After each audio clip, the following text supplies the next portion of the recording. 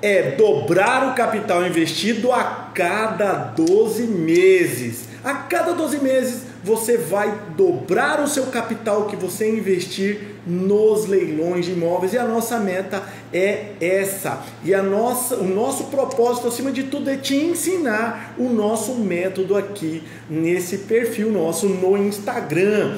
Para você conseguir, né, essa meta, que não é tão ousada assim, viu?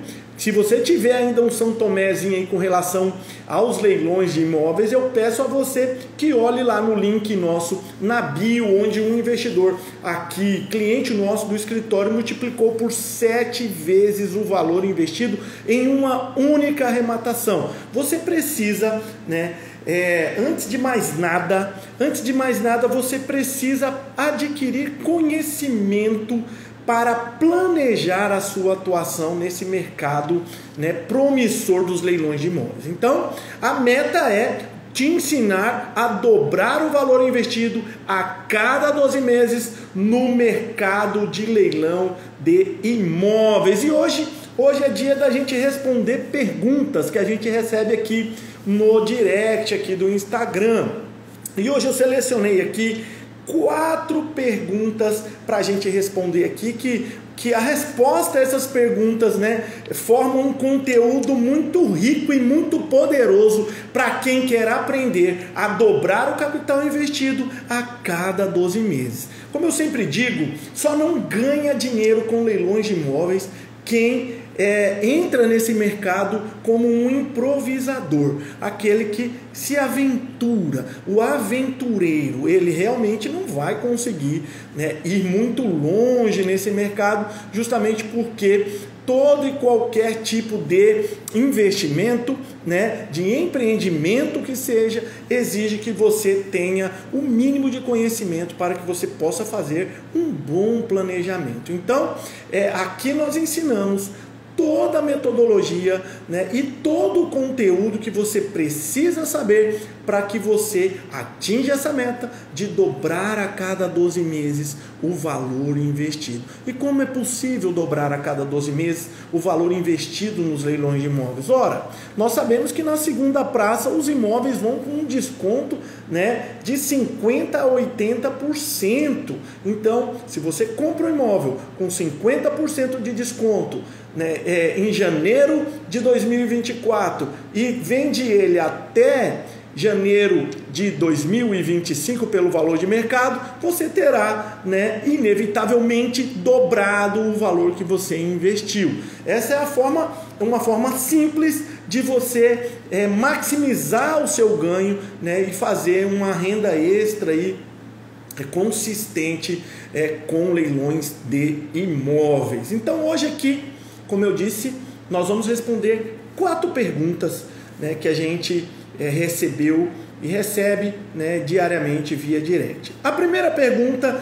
que eu tenho recebido bastante e é muito interessante porque as nossas aulas aqui têm chamado a atenção das pessoas e essas dúvidas elas são fruto justamente dessas aulas que a gente trata sobre o tema dos leilões de imóveis aqui. Então a primeira pergunta que eu tenho recebido com uma certa frequência é a seguinte: qual a diferença entre leilão judicial e extrajudicial? Essa pergunta ela é muito interessante e você precisa realmente saber essa diferença, porque há ritos totalmente distintos em cada um dessas modalidades de leilão. Bom, o leilão extrajudicial é aquele que ocorre sem a participação de um juiz. E o leilão judicial é aquele que é feito, promovido por um juiz de direito através de um processo judicial. Então, os leilões extrajudiciais que você mais vai encontrar são aqueles de alienação fiduciária, que são regidos pela Lei 9.514 de 1997, que são aqueles casos em que alguém financia um imóvel, não consegue pagar o financiamento e o banco retoma esse imóvel extrajudicialmente através de uma notificação via cartório, né, procedimento bem simplificado e leva esse imóvel a leilão. Mas você também encontrará leilões extrajudiciais em que não há aí o regramento da Lei 9.514 de 97, porque o banco já é ali dono daquele imóvel e também coloca o imóvel em leilão. O que diferencia basicamente um leilão do outro, o judicial do extrajudicial, é a participação ou não de um juiz, é a existência ou não de um processo judicial em que se questiona uma dívida em que o imóvel é garantia, certo? É isso que você precisa saber. Mas aqui, para contextualização, né, do nosso estudo aqui hoje, a diferença que nós vamos tratar é dos leilões extrajudiciais, né, da Lei 9.514 de 97 e dos leilões judiciais previstos no Código de Processo Civil. Veja bem, nós já dissemos que a diferença fundamental é que o leilão extrajudicial acontece fora de um processo judicial e o leilão judicial, consequentemente, acontece dentro de um processo judicial, certo? Então, o que rege, qual a lei que rege esse leilão extrajudicial de que nós estamos tratando aqui? É a Lei 9.514. Essa lei, ela estabelece os leilões em caso de inadimplência naqueles contratos de alienação, de financiamento com cláusula de alienação fiduciária do imóvel. Ou seja, essa lei, ela trata da alienação fiduciária, que é uma garantia, né, dada ao banco para pagamento de um empréstimo, de um financiamento, certo?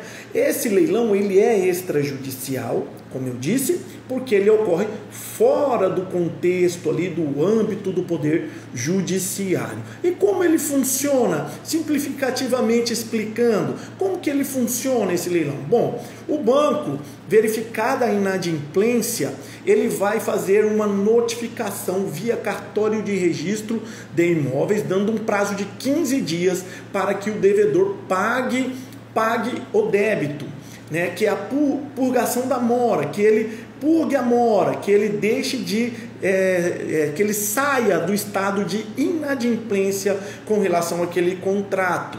E nessa notificação já vai ali, né, toda a consequência do que poderá acontecer se ele permanecer no estado de inadimplência. E a lei diz que se esse devedor, né, que está devendo as prestações do imóvel, não purgar a mora, o banco poderá levar esse imóvel para um leilão extrajudicial em 2 praças. Isso é o que diz a Lei 9.514/97. Na primeira praça, esse bem vai pelo valor de avaliação que consta do contrato de financiamento do imóvel. Lá vai constar um valor para efeito de leilão.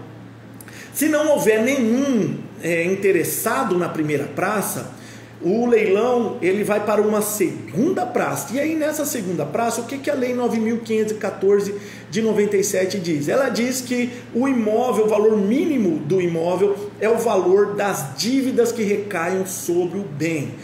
Muitas vezes, na maioria das vezes, o valor dessa dívida é inferior ao valor, né, o valor da avaliação do bem. E é por isso que você vai encontrar imóveis aí com 80% de desconto. Essa é a explicação legal, né? Você vai encontrar muito comum imóveis aí com 30, 40, 50, 60 até 80% de desconto nos leilões extrajudiciais em segunda praça.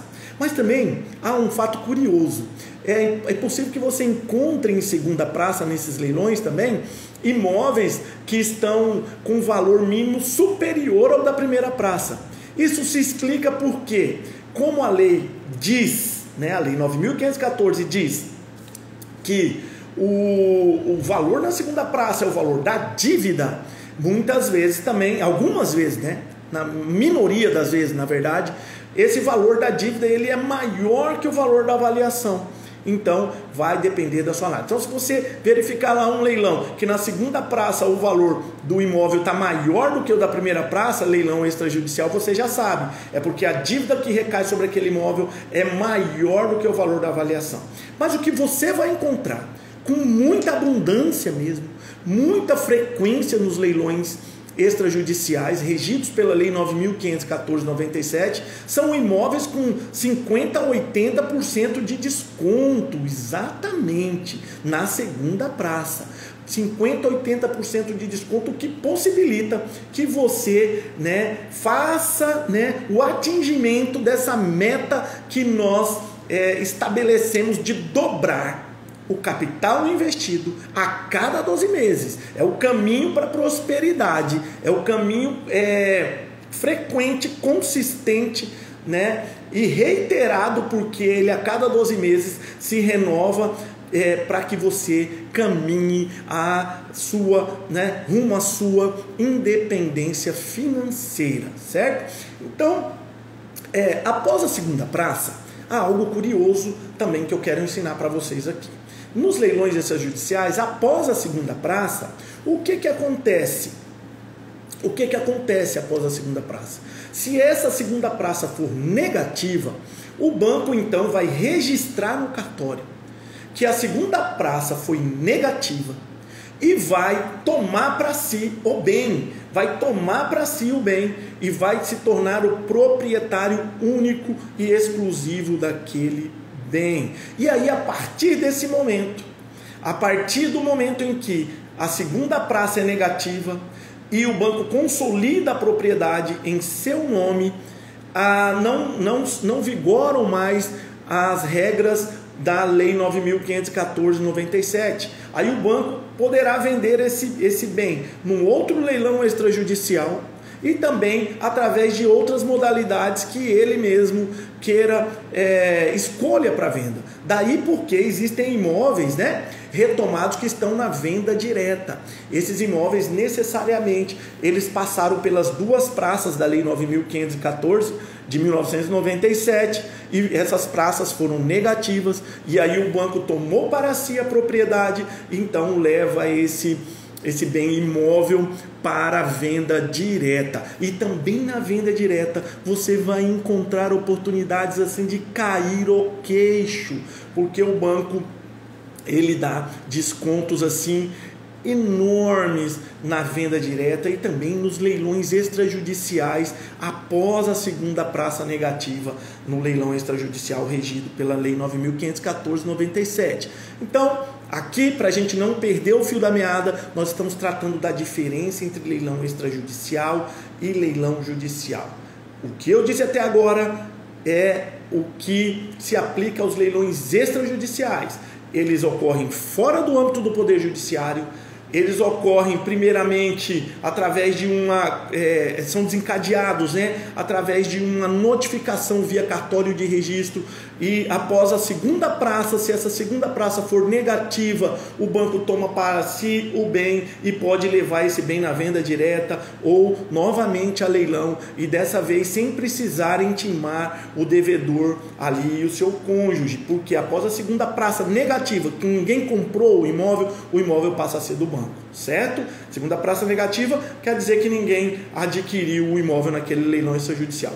E o leilão judicial? O leilão judicial, por sua vez, ele ocorre dentro do bojo de um processo judicial. E aí esse processo pode ser trabalhista, esse processo pode ser cível, e aí cível nas diversas modalidades: execução fiscal, execução de título executivo extrajudicial, indenização que não foi paga, e aí há um cumprimento de sentença para o pagamento dessa indenização, e até em processos criminais, em que há perdimento de bens decretado pela Justiça Criminal. A Justiça Criminal também leiloa imóveis, E assim, o que você tem que saber conceitualmente com relação aos leilões judiciais é que os débitos que esses imóveis garantem, eles advêm de uma penhora realizada no bojo de um processo judicial, certo? Em que se discute uma dívida,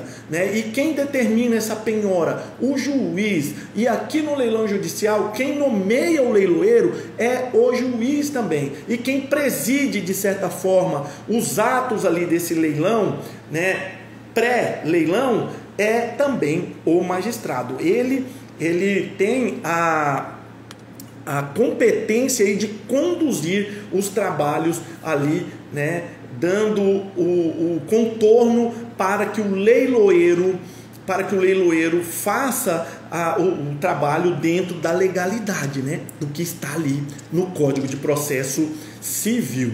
Então veja bem, o leilão judicial é aquele realizado no bojo de um processo judicial em que se discute uma dívida. E como que ele ocorre? Bom, o leilão judicial ele ocorre também em duas praças. Na primeira praça, o bem vai pelo valor da avaliação. E qual avaliação?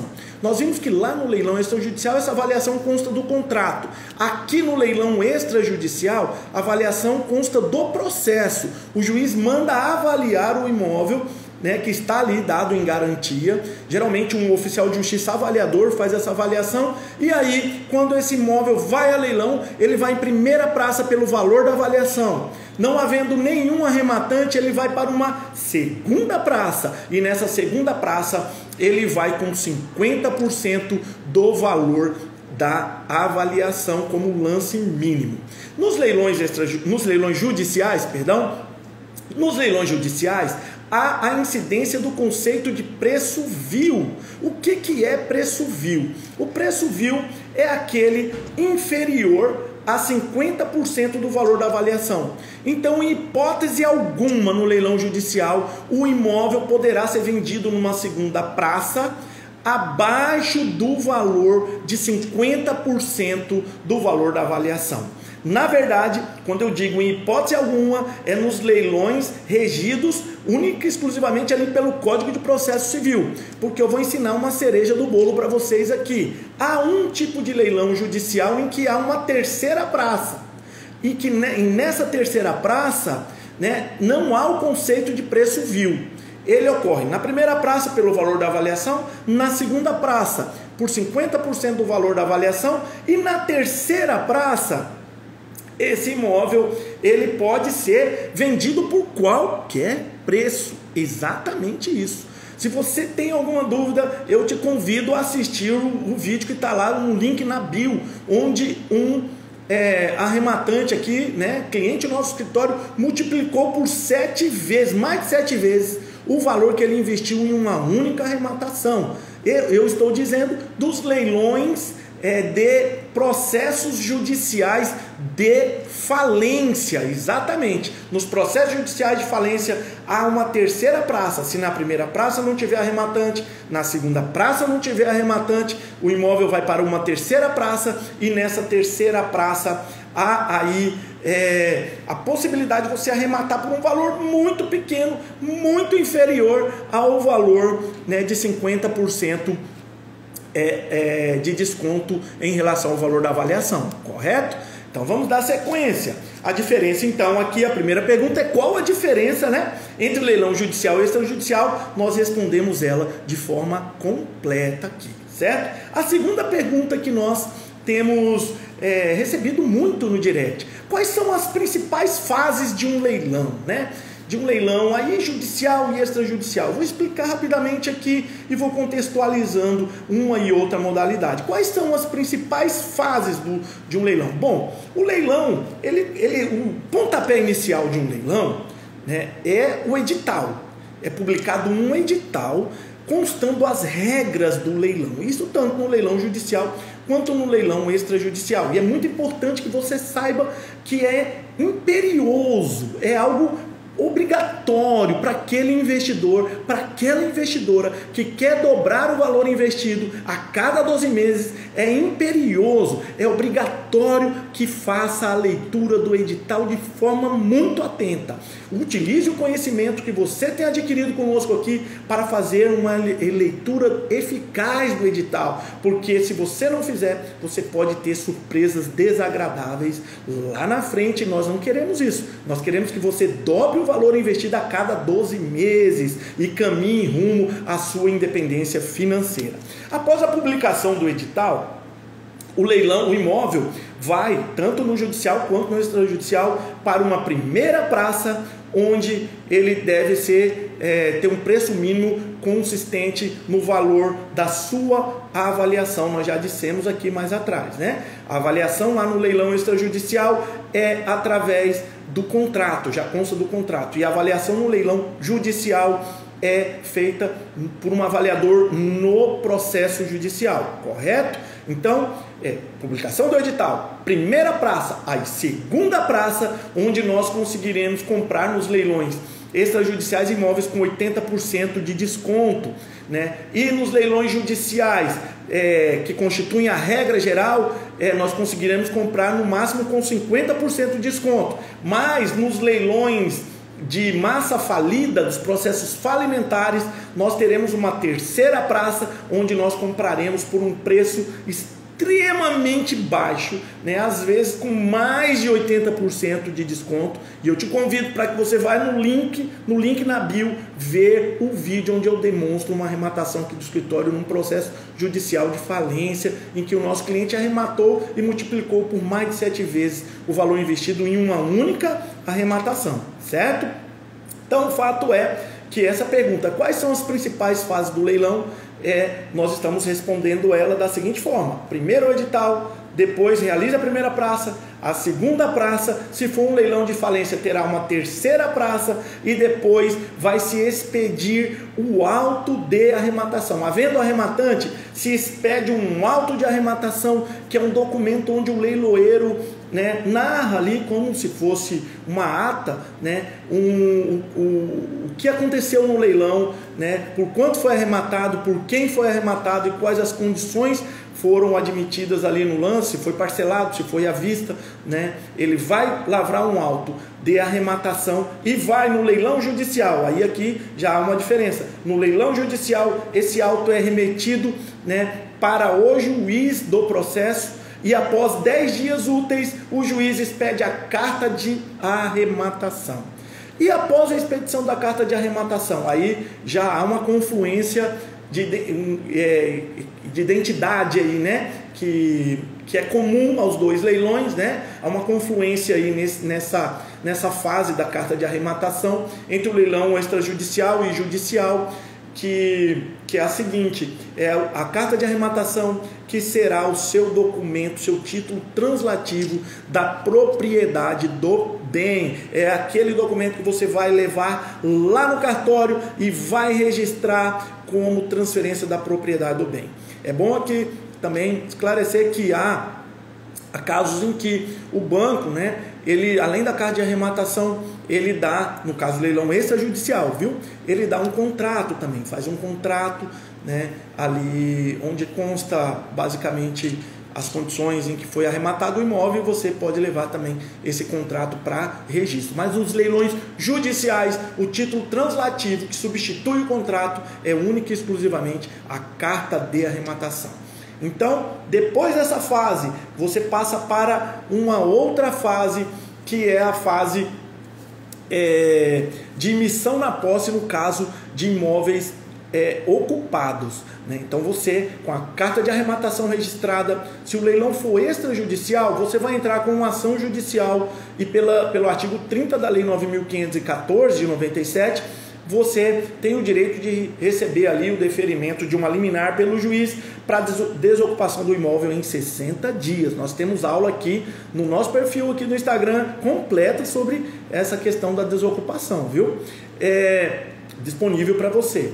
E se for o caso de leilão judicial, fica muito mais facilitado a desocupação, porque o Código de Processo Civil estabelece que com a expedição da carta de arrematação, o juiz automaticamente determinará a expedição do mandado de missão na posse, e aí basta você pegar esse mandado e cumprir com o oficial de justiça, certo? Então essas são as principais fases aí do leilão de imóveis. Edital, primeira praça, segunda praça, se for o caso de leilão de processo judicial de falência, você tem uma terceira praça, né? Lavratura do auto de arrematação, expedição da carta de arrematação, emissão na posse, correto? Então vamos lá. E se esse imóvel, outra pergunta, a penúltima pergunta aqui que nós vamos responder hoje, e se esse imóvel tiver penhora no leilão judicial, né? Eu vou lá no leilão judicial, arremato e está lá cheio de penhora na matrícula esse imóvel. Bom, se a arrematação é de um leilão judicial, você pode ir para o leilão tranquilo. Por quê? Porque a arrematação no leilão judicial faz com que as demais penhoras de outros processos ou indisponibilidades que constem do imóvel, elas caiam todas por terra, o que implica em dizer que elas vão ser retiradas. E como elas serão retiradas? Você deverá informar, né? Quando tem uma penhora de outro processo ali naquele imóvel que você arrematou, você vai lá, participa de um leilão judicial, né? Pega a sua carta de arrematação, e aí você pede para o juiz, tem duas formas, ou você pede para o juiz que realizou o leilão para que ele oficie os juízos em que há as indisponibilidades e penhoras, que recaem ali sobre a matrícula do imóvel, sobre o registro ali do imóvel, que estejam ali registrados na matrícula, ou você mesmo junta a carta de arrematação nos processos ali em que há aquelas outras penhoras. E é muito fácil isso, por quê? Porque na própria matrícula estará constando ali o número dos processos em que existem penhoras. Mas a resposta mesmo que as pessoas querem ouvir é assim: há problema de arrematar imóveis, né, em leilões judiciais que tenham penhoras de outros processos? Não há problema. Se o leilão for judicial, você pode arrematar, porque essas penhoras elas devem ser baixadas, correto? E agora a quarta pergunta. A quarta pergunta e última pergunta que nós vamos responder hoje é a seguinte: como fica o pagamento do ITBI? O ITBI é o Imposto de Transmissão da Propriedade. Qualquer aquisição de propriedade, quando você vai registrar essa propriedade, né, em cartório, lá no registro de imóveis, o cartorário vai te dar lá uma solicitação para que você vá no município e o município expeça aí uma guia de pagamento do ITBI, certo?